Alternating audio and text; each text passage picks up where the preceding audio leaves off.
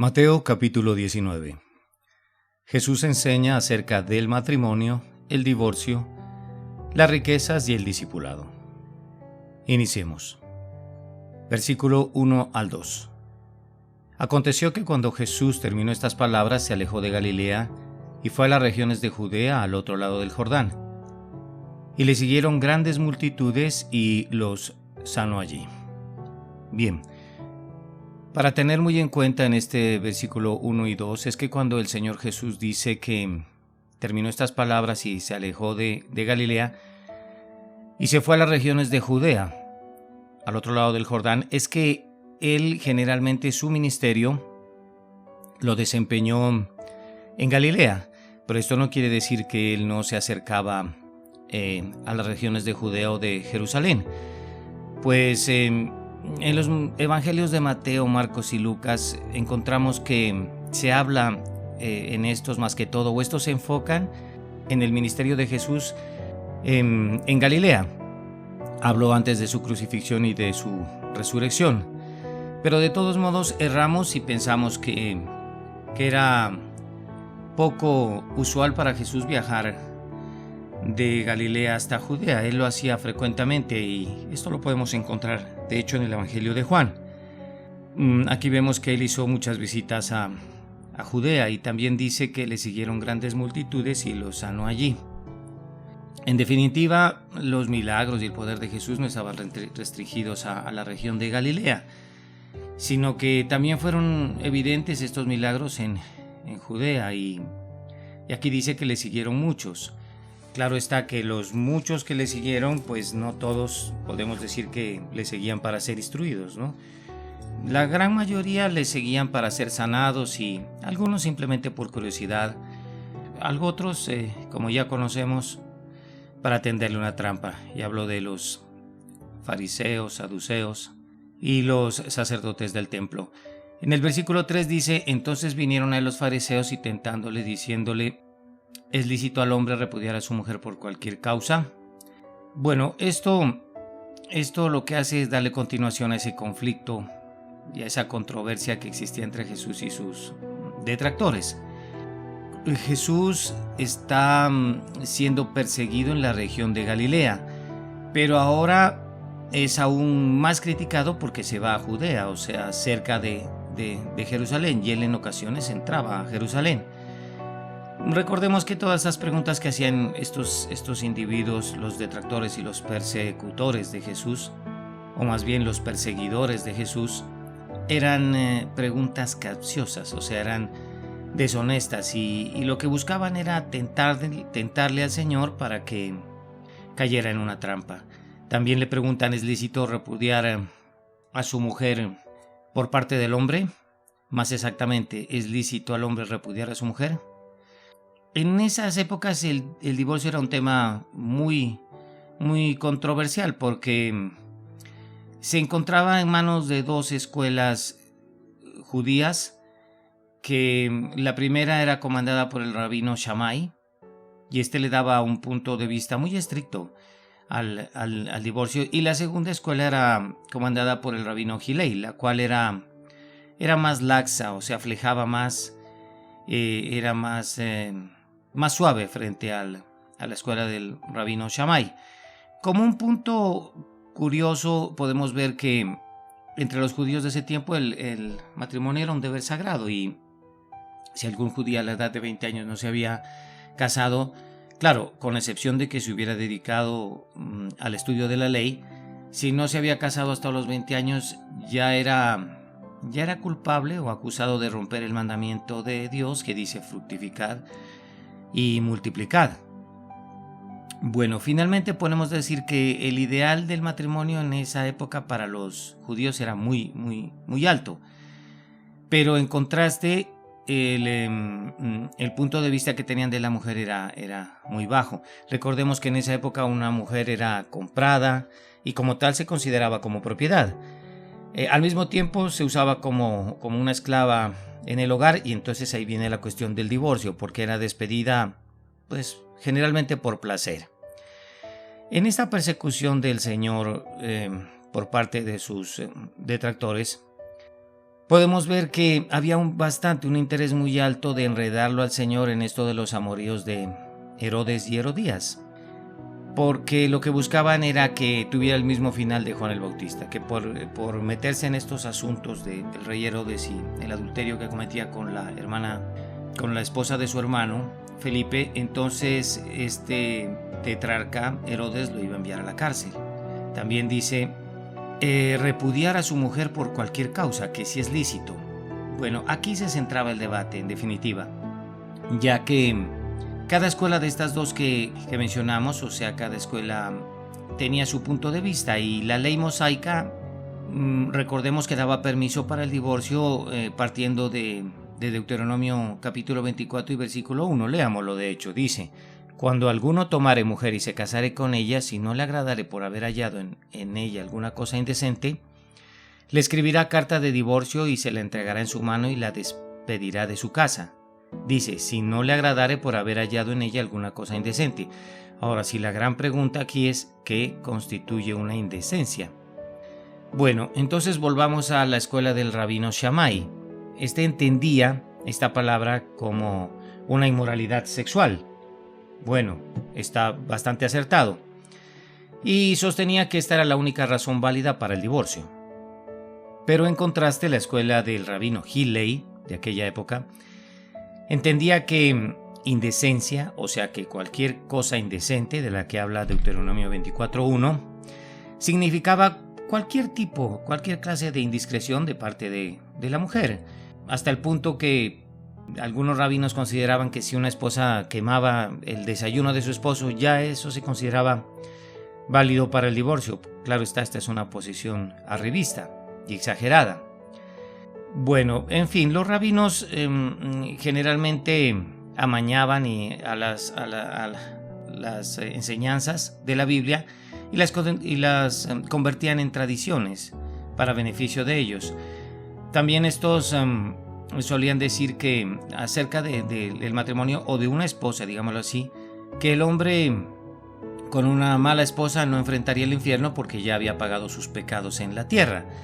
Bueno, eso era lo que amañaban ellos, y pues no hay ninguna comparación a un sufrimiento en el infierno, aunque sí estoy de acuerdo que tener una mala esposa es entre comillas un infierno aquí en la tierra. También estos rabinos decían que el hombre que fuera gobernado por su esposa tenía una vida que no era vida, pues es apenas lógico y razonable. En nuestros tiempos también es así.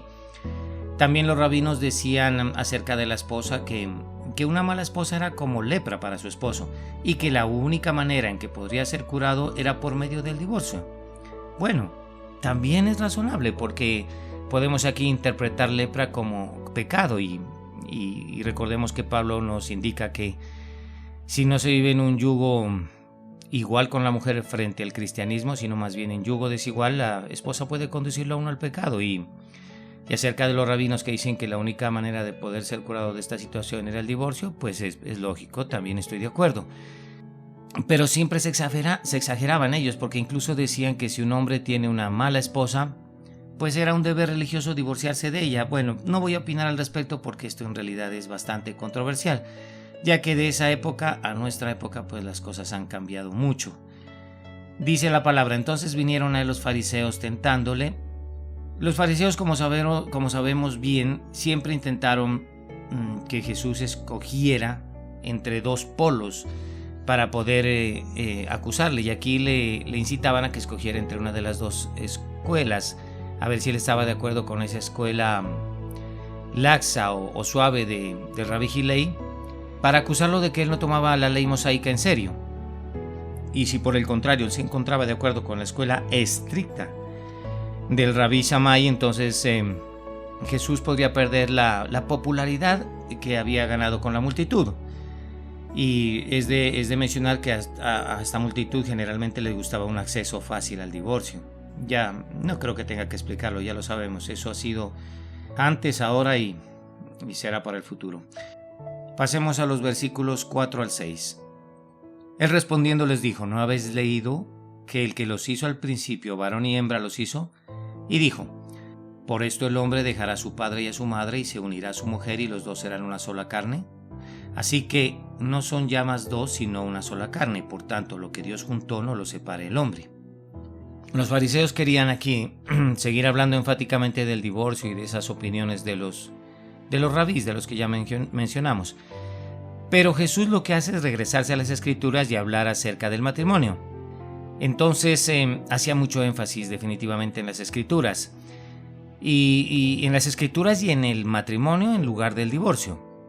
Entonces queda claro que Jesús se enfoca más en el matrimonio que a la luz de las Escrituras, arrancando del Génesis, que en ponerse a discutir con estos detractores, con estos fariseos acerca del divorcio. También dice, se unirá a su mujer y los dos serán una sola carne. Hay una gran diferencia entre hombre y mujer. Esto sabemos que son diferencias fundamentales que están arraigadas desde la creación del hombre y de la mujer, pero el Señor los está llamando aquí a unirse como una sola carne. ¿Y por qué? Porque este es un proceso de ese gran trabajo de Dios en el matrimonio. O sea, me refiero más exactamente a ese trabajo de santificación de la pareja en el matrimonio redondo. Y al tiempo, ese trabajo que se hace para proveer un buen equipo de padres para sus hijos. Se refiere aquí inicialmente, como podemos entender, a la relación sexual, cuando dice se unirán los dos y serán una sola carne. Pero es que en el pensamiento hebreo la carne representa al hombre por completo. Y entonces la unidad del matrimonio cubre como tal a toda la naturaleza del hombre. No solo está hablando de la relación sexual, sino que esta es una unidad tanto del alma como del cuerpo entre los dos. O sea, es una unidad de simpatía en la pareja, de interés y de propósito en la misma pareja. También dice lo que Dios juntó. Aquí el Señor le recuerda a los fariseos que el matrimonio espiritualmente es vinculante ante Dios, es un compromiso grande, pues no es simplemente un contrato social el matrimonio, el que hacemos en una notaría, sino que Dios ha unido el matrimonio y Él espera que el hombre honre lo que Él ha juntado y que el matrimonio, por supuesto, se mantenga unido, porque dice lo que Dios juntó. Y esta palabra juntó viene de la palabra griega sunexexeun, que traduce yugo, o más bien unidos por un yugo. Como sabemos bien, los bueyes en el arado están unidos por un yugo. Cada buey debe jalar equitativamente, si no el arado no va a funcionar. Si uno jala y el otro no jala, pues no van a poder avanzar. Podemos ejemplificar esto cuando entre los antiguos, en la época de Jesús, las personas eran recién casadas, en la boda les colocaban un yugo sobre los cuellos de ellos o cadenas sobre sus brazos para demostrar que ellos serían uno de ahí en adelante, unidos muy cercanamente y que iban a tirar hacia adelante juntos de una manera equitativa en todos los asuntos de la vida. Versículos 7 al 9. Le dijeron, ¿por qué pues mandó Moisés dar carta de divorcio y repudiarla?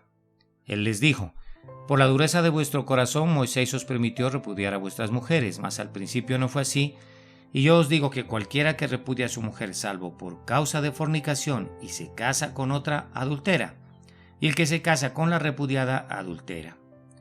Inicia este pasaje diciendo, ¿por qué pues mandó Moisés dar carta de divorcio y repudiarla? Se refiere a la esposa. Aquí podemos llegar al punto. Y es que los fariseos pensaban muy equivocadamente que Dios exigía, hagamos énfasis en esta palabra, exigía el divorcio donde se había presentado inmundicia. Y por eso era que los rabinos decían que si un hombre tiene una mala esposa es un deber religioso el divorciarse de ella. Pero el Señor anotó aquí la diferencia entre los dos términos, que son el uno mandó y el otro permitió. Pues Dios mismo nunca va a ordenar el divorcio, Él lo va a permitir. Entonces los fariseos pensaban que el Señor exigía, y no, el Señor les hace entender que su Padre no ha mandado el divorcio, sino que simplemente pues lo permite. Nunca Él ordena el divorciarse, mas sí lo permite. También dice por la dureza de vuestro corazón. Como ya habíamos dicho, el divorcio nunca va a ser ordenado, sino permitido por Dios, pero esto en ciertas circunstancias.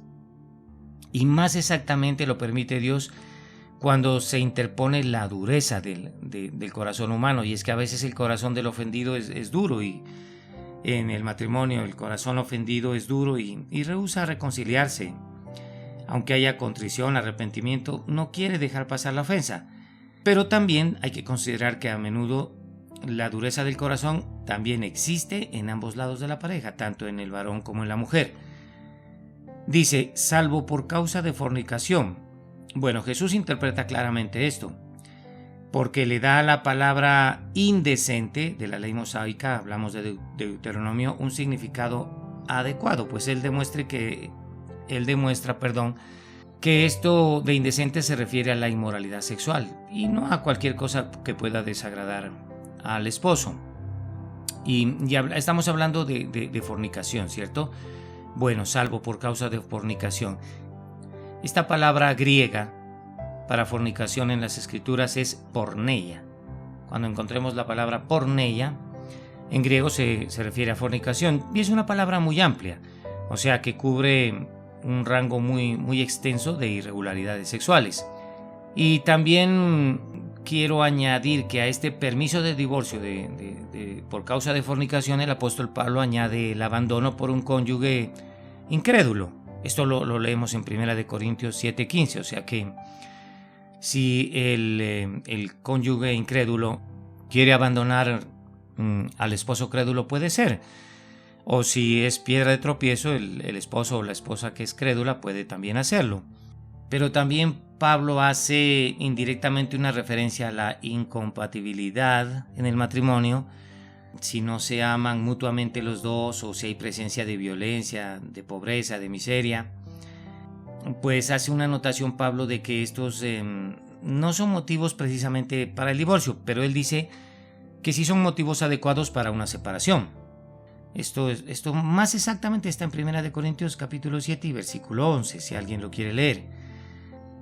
Pablo aquí lo que nos demuestra es que un matrimonio cristiano de hecho puede separarse, pero por causas que no justifican el divorcio bíblico, está bien, pero que van a traer mucha paz a la pareja. O sea, digamos que hay un sentido muy desacertado de la espiritualidad, o una infelicidad general en el matrimonio. Hay conflictos, abusos, como decíamos, miserias, adicciones, pobrezas, en fin. Pablo lo reconoce claramente, sin animar en lo absoluto a que se separen, pero sí insinúa que uno puede apartarse de su pareja en dichas circunstancias. También dice la palabra, y el que se casa con otra adultera.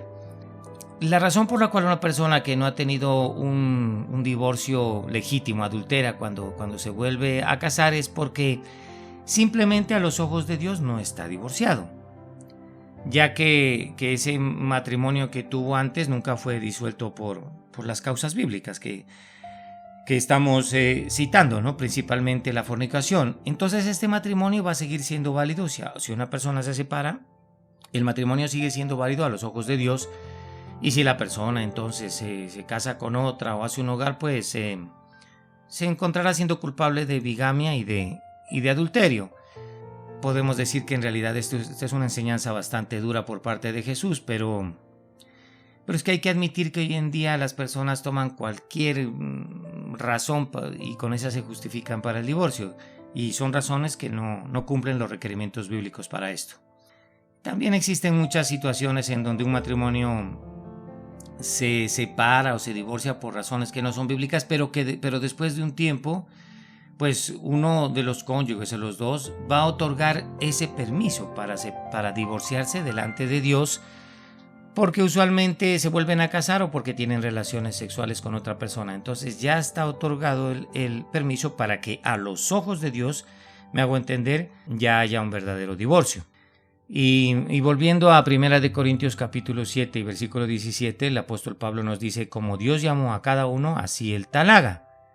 Aquí lo que advierte Pablo es que, o más bien nos hace una advertencia acerca del tratar de deshacer el pasado con respecto de las relaciones a nuestro amaño. No es tan fácil, pues si una persona está casada con la segunda esposa, si un varón está casado con la segunda esposa después de haberse divorciado, equivocadamente, digámoslo así, de la primera esposa y se convierte en un cristiano, pues no puede pensar que va a dejar a la segunda esposa y tiene que volver con la primera porque se dio cuenta que había sido un error.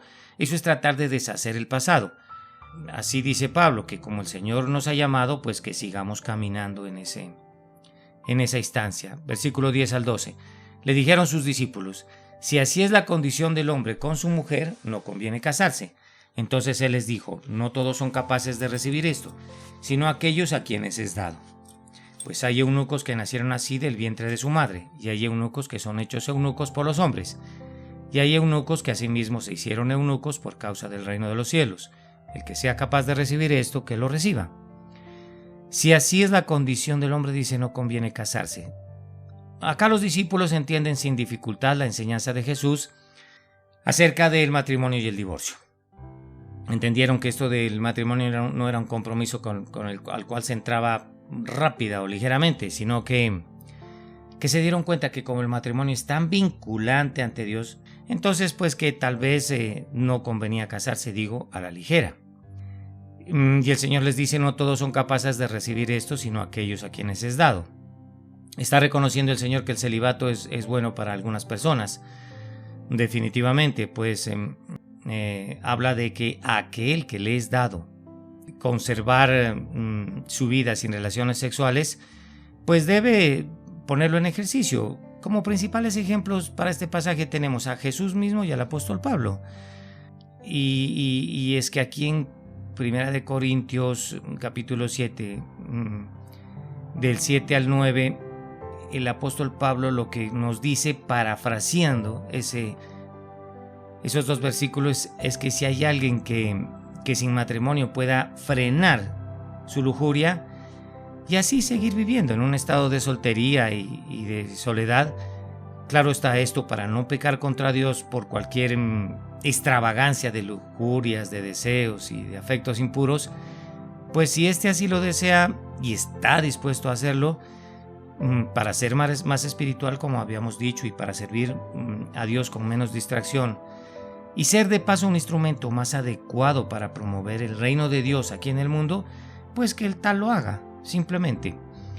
También dice, pues hay eunucos que nacieron así. El término eunuco era usado figuradamente para estos que voluntariamente se abstenían del matrimonio. Pero Jesús aquí habla de tres tipos de eunucos. Están los que así nacieron sin la capacidad para tener sexo o unirse en matrimonio. También está en segundo lugar esos que son hechos eunucos por otros sin la capacidad para el sexo y el matrimonio. Hablo por accidentes o por una castración, en fin. Y finalmente está aquellos que se hicieron eunucos para vivir sin sexo ni matrimonio, pero por causa del reino de los cielos. Repito, los principales ejemplos son Jesús y el mismo apóstol Pablo. Este Pablo también dice que aquel que no se casa por causa del llamado, pues debe ser santo así en cuerpo como en espíritu. Entonces esto nos deja ver que los que se hacen eunucos a sí mismos por causa del reino de los cielos deben estar en paz, o sea, tranquilos y conformes con su celibato, pero de manera física como también de manera espiritual, pues esto no puede ser un tormento constante. Hablo de esta decisión para ellos en ningún aspecto, absolutamente. Versículos 13 al 15. Entonces le fueron presentados unos niños para que pusiese las manos sobre ellos y orase.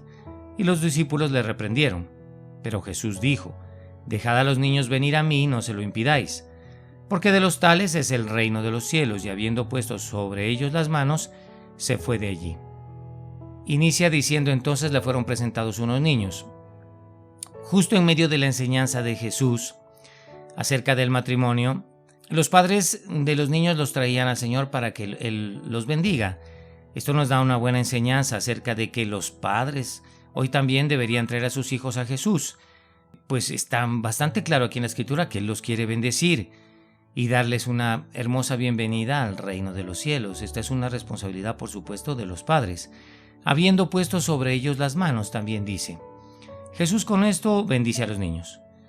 Pues la cuestión de imponer las manos es utilizada bíblicamente como la manera de otorgar la bendición en otra persona. Pero aquí téngase por muy cierto que él no estaba bautizando a los niños, como sostiene la iglesia romanista, sino que simplemente los bendijo a través de su boca y de sus manos. Versículos 16 y 17. Entonces vino uno y le dijo: Maestro bueno, ¿qué bien haré para tener la vida eterna? Él le dijo: ¿por qué me llamas bueno? Ninguno hay bueno sino uno, Dios. Mas si quieres entrar en la vida, guarda los mandamientos. Este joven le dice: ¿qué bien haré para tener la vida eterna? Lo que nos demuestra que este muchacho, como todas las personas, tenía una cierta orientación hacia ganarse la vida eterna. Pero más exactamente lo que quería saber era qué buena obra tenía que hacer o noble acción para tener esta vida eterna. Y aquí valdría tener en cuenta que los evangelios, tanto de Mateo, de Marcos y de Lucas, nos dicen que este era un hombre rico. De hecho, Mateo también nos dice que era joven. Y el evangelio de Lucas nos dice que él era un gobernante. Jesús le responde: ¿por qué me llamas bueno? Le responde a la pregunta con otra pregunta. Y es que aquí el Señor no está negando que él mismo era bueno. No, sino que él le pregunta al joven rico: ¿tú al menos entiendes cuando me llamas bueno? A ver, es como si el Señor hubiera dicho: tú vienes a mí para preguntarme qué buena obra puedes hacer para ganarte el cielo, heredar la vida eterna. Pero ¿qué sabes acerca de lo bueno? Aquí el argumento es claro. O Jesús era bueno o no debería haberlo llamado bueno, pero como no hay ninguno bueno excepto Dios, Jesús, que es bueno, debe ser, pues sin ninguna duda, Dios mismo. A ver, lo voy a aclarar. Él le está diciendo que al joven que si tiene un concepto de lo que es bueno. Entonces, pues si él conoce lo bueno, ¿no?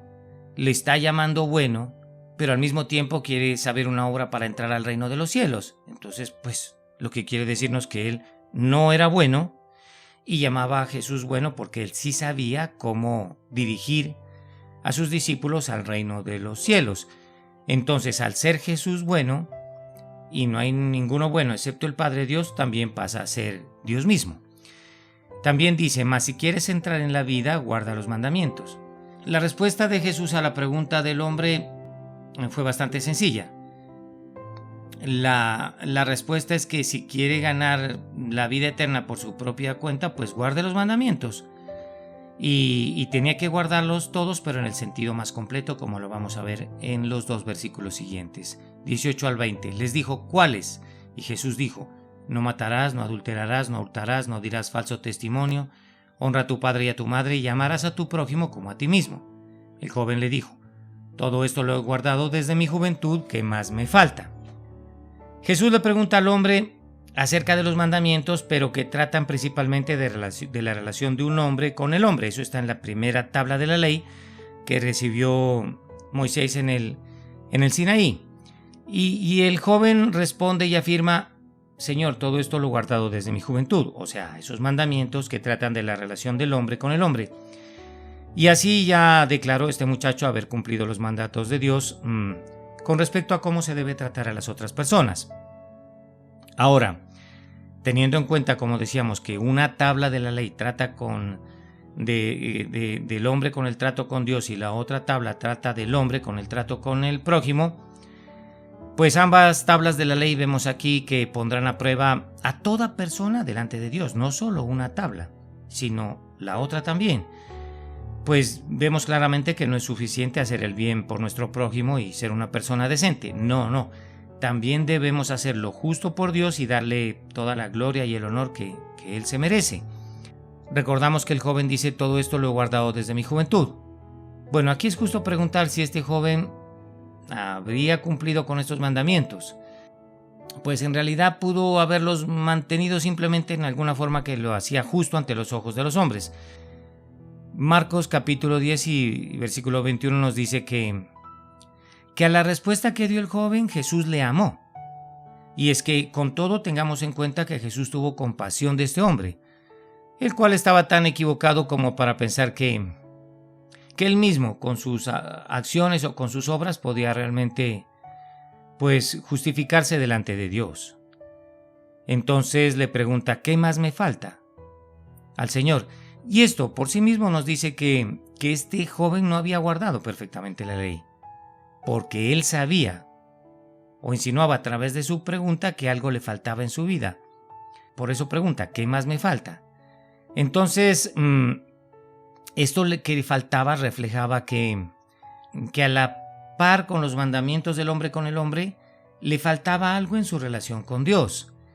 ¿Y qué podemos decir aquí? Que una vida ejemplar más una insatisfacción espiritual pues significa mucho, mucho en este caso.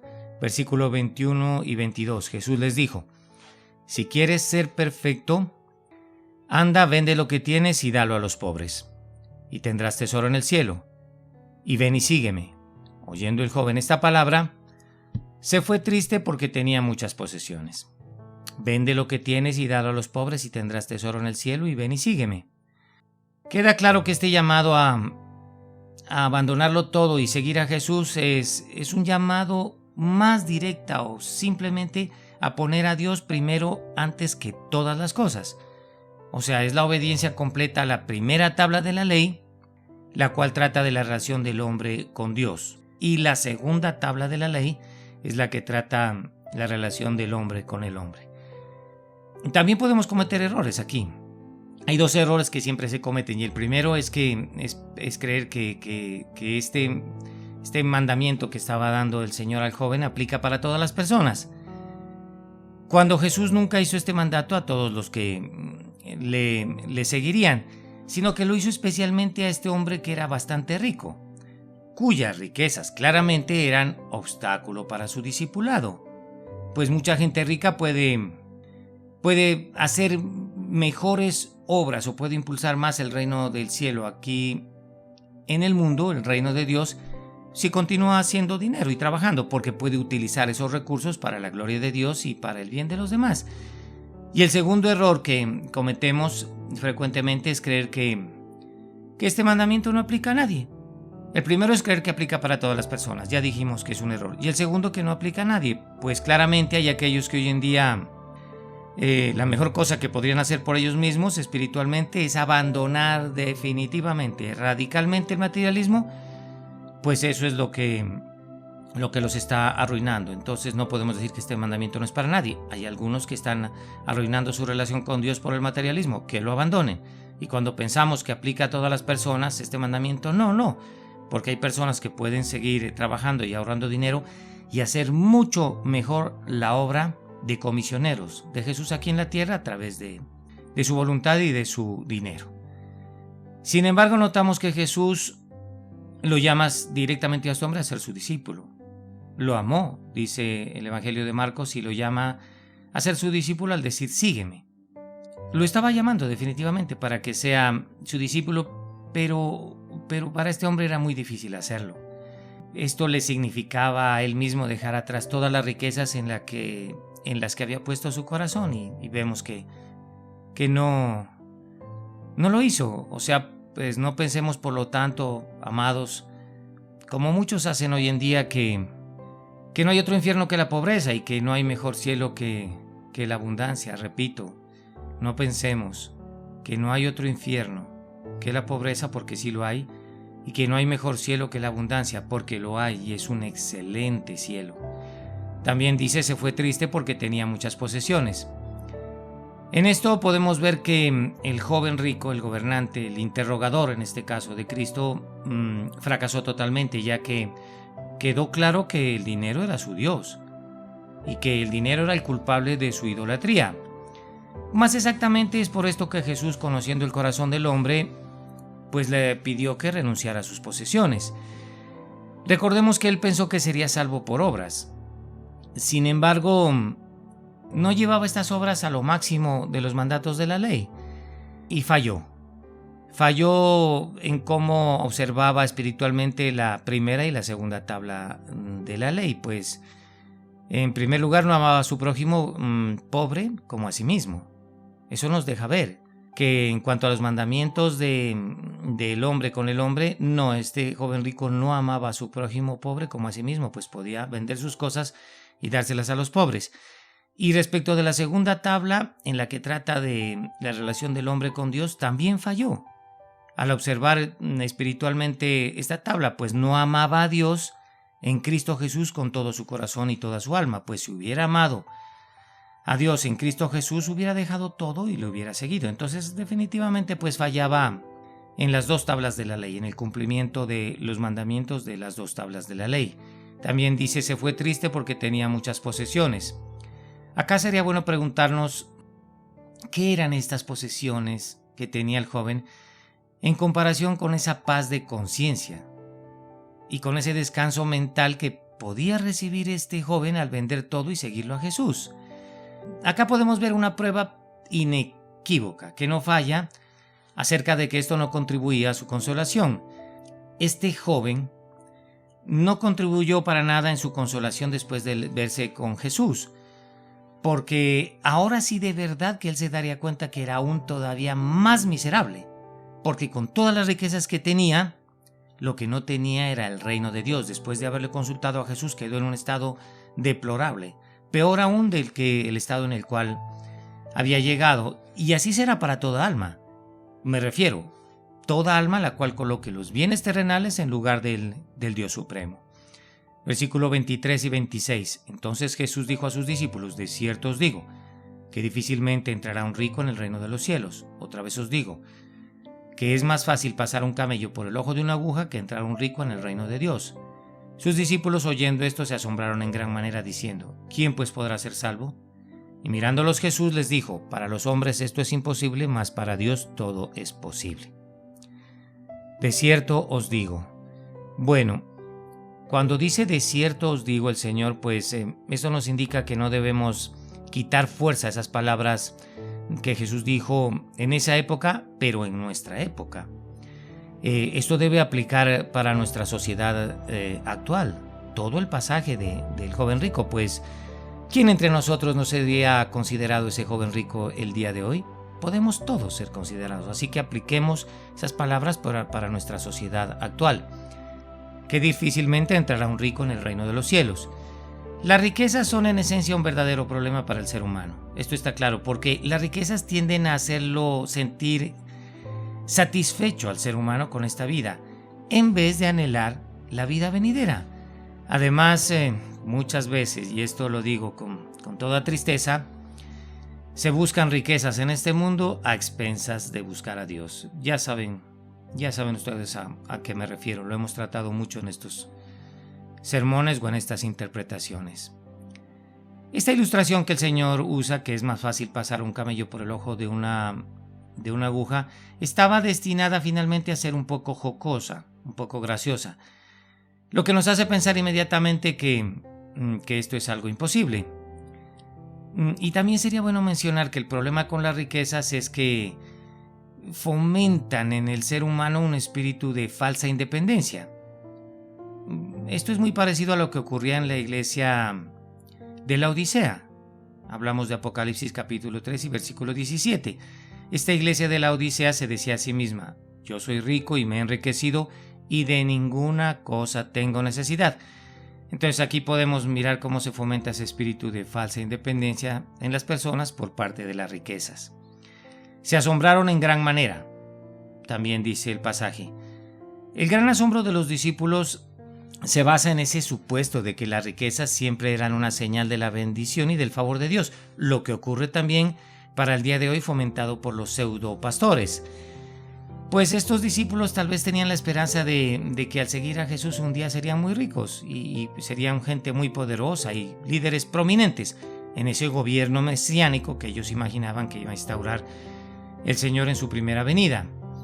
Esta cultura de los judíos era una cultura donde las riquezas se consideraban como definitivamente una bendición de Dios. Esta era una señal de la bendición de Dios, según ellos, en donde un líder religioso, por lo tanto, era de esperarse verlo al menos moderadamente rico. Y podemos ver por medio de las escrituras que, contrario a esto, el estilo de vida que Jesús enseñó a sus discípulos pues era notablemente diferente, era austero y más bien de pobreza. Para Dios todo es posible, dice al final del pasaje. Bien, esto quiere decir que es posible para un hombre rico ser salvo, aunque, bueno, es bastante difícil, es controversial, pero para Dios todo es posible, sí puede ser. pues la gracia de Dios es suficiente para salvar hasta a un hombre rico.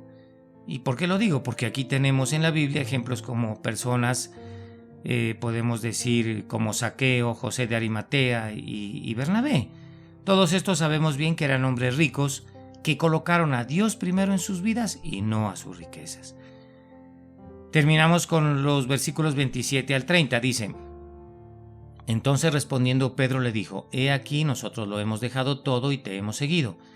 ¿Qué pues tendremos? Y Jesús les dijo: De cierto os digo que en la regeneración, cuando el Hijo del Hombre se siente en el trono de su gloria, vosotros que me habéis seguido también os sentaréis sobre 12 tronos, para juzgar a las 12 tribus de Israel, y cualquiera que haya dejado casas, o hermanos, o hermanas, o padre, o madre, o mujer, o hijos, o tierras por mi nombre, recibirá 100 veces más y heredará la vida eterna. Pero muchos primeros serán postreros, y postreros primeros. ¿Qué pues tendremos?, preguntan los discípulos. Bueno, contrario al joven rico, al joven gobernante, los discípulos sí dejaron todo para seguir a Jesús. Entonces preguntan cuál sería su recompensa. Jesús aquí lo que les habla es de ese honor especial que vendrá para sus discípulos en un futuro, pues les dice: Vosotros que me habéis seguido también os sentaréis sobre 12 tronos para juzgar a las 12 tribus de Israel. Podemos ver que los discípulos del Señor tendremos un papel especial en ese juicio venidero. Probablemente esto se refiere a ese sentido de administración que nos dará el Señor en su reino milenial. También dice: cualquiera que haya dejado casas, o hermanos, o hermanas. Habrá un honor universal, está bastante claro, para todos aquellos que sacrifican, o todos aquellos que sacrificamos nuestra vida por el amor de Jesús. Yo les insto, amados míos, a que estemos seguros que cualquier cosa que haya sido rendida por Él en nuestra vida nos será regresada 100 veces más, en adición, claro está, a la vida eterna. Dice 100 veces más. Obviamente no es literal lo que se dice aquí en un sentido material, pues Jesús hará mucho más que recompensar lo que hemos hecho por su causa, pero es que esa recompensa generalmente va a ser espiritual en vez de material. Repito, nuestra recompensa es espiritual en vez de material. Aquí 100 veces entonces podemos decir 100 veces más, que es una verdad literal, pero en el sentido espiritual. Pues me refiero más exactamente al gozo en el Espíritu Santo que nos da el Señor, a esa paz de conciencia que viene de Jesús, esas recompensas en el sentido del amor de Dios para nosotros y ese mucho contentamiento en el que vivimos. Bueno, finalmente puedo decir que tendremos un estado de ánimo aquí en la tierra supremamente feliz. Pero muchos primeros serán postreros y postreros primeros. En las palabras previas a esto, Jesús promete que aquellos que sacrificaron su vida por su causa y por la causa del reino serán recompensados. Eso lo acabamos de explicar. Y después de esto, lo que le quiere decir a sus discípulos es que la recompensa para ellos será diferente, o para nosotros los discípulos será diferente de la manera en que el hombre usualmente espera sus recompensas, porque pensamos nosotros siempre que los primeros serán primeros y los últimos serán últimos, y no, así no será. De hecho, la parábola en el capítulo siguiente de Mateo, me refiero al 20, ilustrará este principio. Los invito dentro de una semana para que escuchemos este capítulo 20 de Mateo, que es el próximo capítulo que vamos a grabar aquí en la misión Campamento 42. Recordemos, en el reino los primeros serán últimos y los últimos primeros. Ya para terminar con esta interpretación, quisiera citar una vieja leyenda romana, la cual contiene una gran verdad, y dice así: había un hermano que predicaba con gran poder y quien había ganado muchas almas para Cristo, y le fue revelado una noche en un sueño que en el cielo no tendría ninguna recompensa por todo lo que había hecho. Él preguntó a quién iría la recompensa, y un ángel le dijo que sería para un hombre viejo, quien solía sentarse en los escalones del púlpito y oraba por él. Fin de la cita. Esto lo que nos deja ver tal vez es que la cuestión de las recompensas sea así, como dice esta vieja leyenda romana, aunque lo más probable es que ambos, tanto el predicador como el anciano que oraba por él en las gradas, compartan la alabanza de su Maestro, del Señor Jesús. Lo que nos lleva a concluir que no seremos recompensados definitivamente según nuestro aparente éxito. Lo seremos recompensados definitivamente según nuestra fe y según el amor que nosotros generemos hacia el Señor, que sintamos por Él. Oremos. Señor Jesús, te damos muchas gracias, Señor, por habernos acompañado en este día, en esta interpretación. Queremos, amado Dios, que hagas llegar a tu Padre y a nuestro Padre nuestras gracias, Señor, y ese pedir por el perdón de nuestros pecados, que dejes llegar a tu Padre a través de tu Santo Espíritu esas alabanzas que queremos elevar al Padre Eterno, a nuestro Padre el día de hoy. Señor, qué bueno que nos has enseñado que tú no te limitas solo a unas regiones para enseñar, lo que nos deja ver que no te has concentrado solo en el pueblo de Israel, sino en los gentiles que hemos sido injertados en ese pueblo. Que seamos como esas grandes multitudes, amado Señor, que te siguieron pero para ser instruidos, Señor. Y si es el caso, amado Dios, también para ser sanados. O finalmente, que te sigamos por curiosidad, pero no, Señor, para tentarte y para tenderte una trampa. Hemos aprendido mucho hoy acerca del divorcio, Señor, y hemos apreciado las oportunidades que tú nos das para divorciarnos, que son buenas.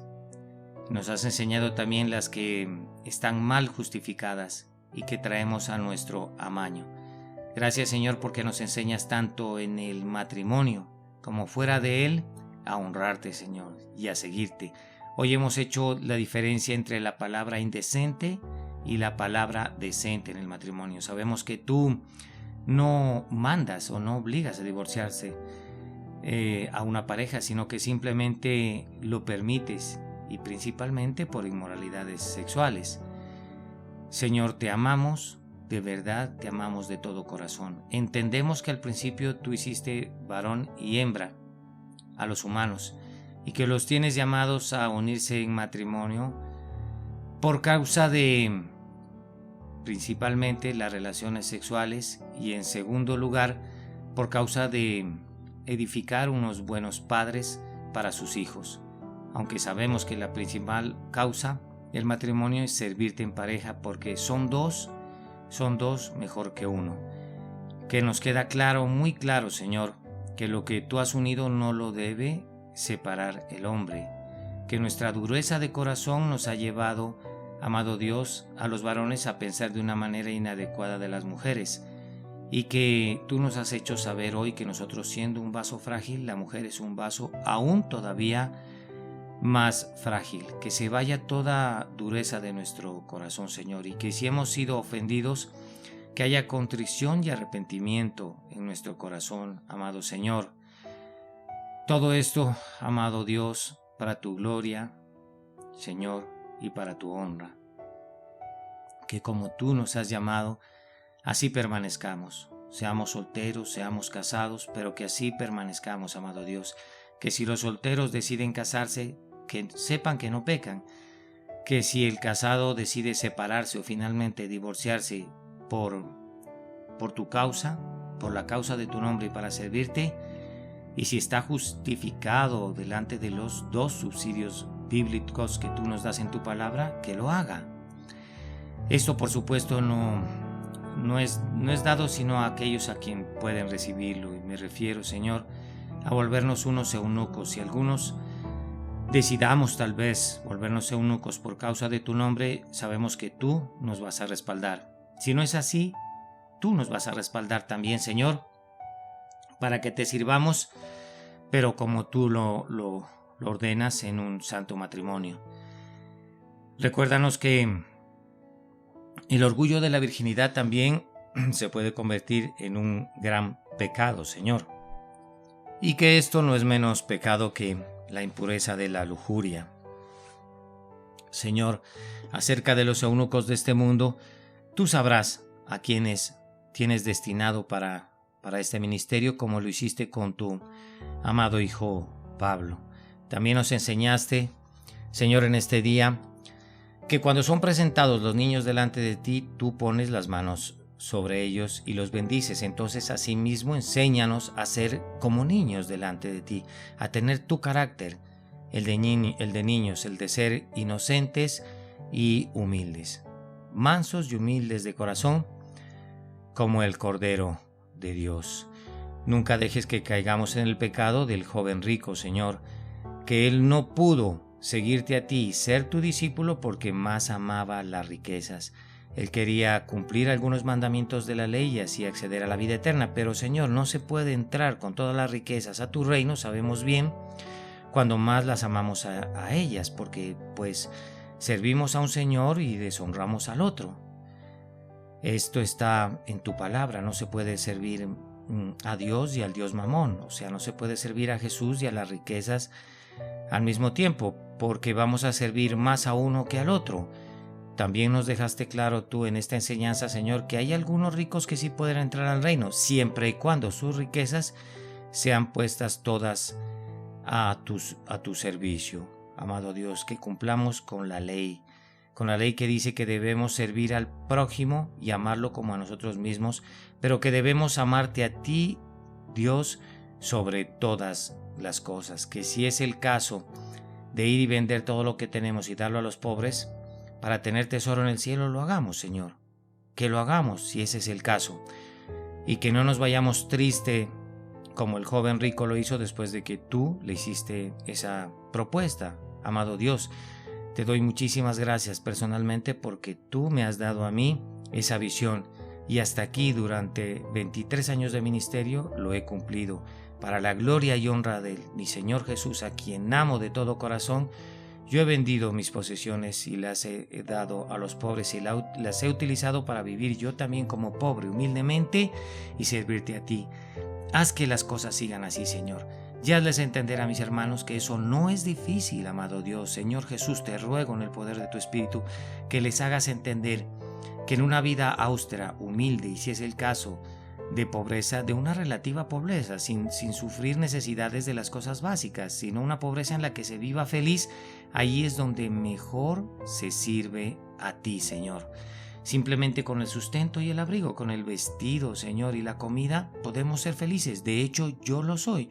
Yo lo hago y quiero seguirte sirviendo así, Señor. Considero personalmente que la mayor prueba que puedes tú colocar en mi vida son las riquezas y te pido que no lo hagas, Señor. Que no aparezcan riquezas en mi vida, Señor. Que no tenga yo el acceso a riquezas porque la verdad son muy peligrosas. Porque nuestro corazón es engañoso, Señor. Y nos puede volcar hacia el mundo y hacia este sistema. Personalmente te digo que yo como vivo, Señor, yo soy muy feliz. Pues el joven rico se fue triste porque tenía muchas posesiones. Entonces él no entendió que la paz de conciencia, que el descanso mental, que ese gozo en el espíritu era mucho mejor que las riquezas.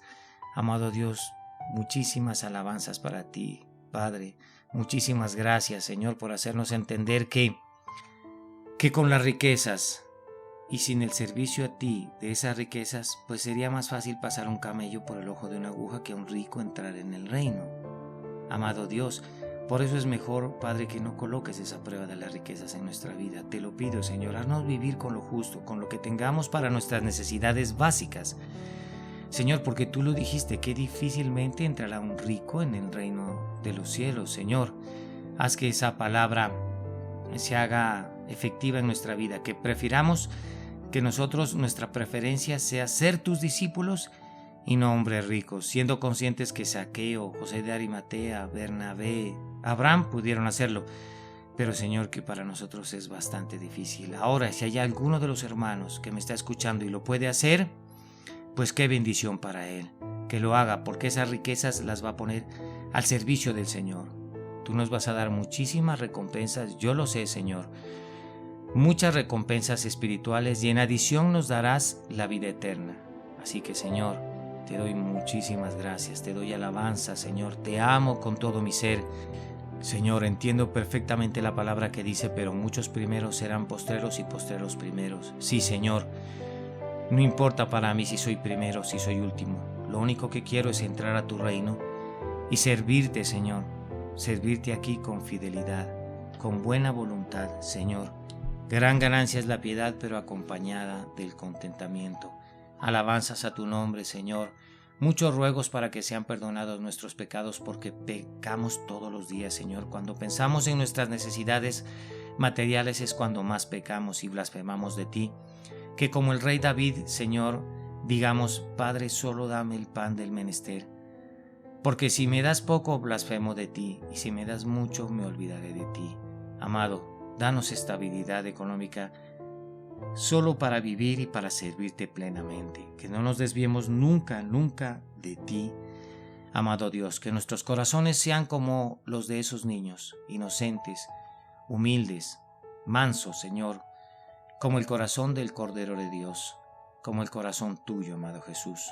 Te amamos, te honramos, te bendecimos y te damos muchísimas gracias por tu palabra. Todo esto en el poder de tu Santo Espíritu y en el nombre de tu Santo Hijo Jesús, Padre eterno. Amén y amén.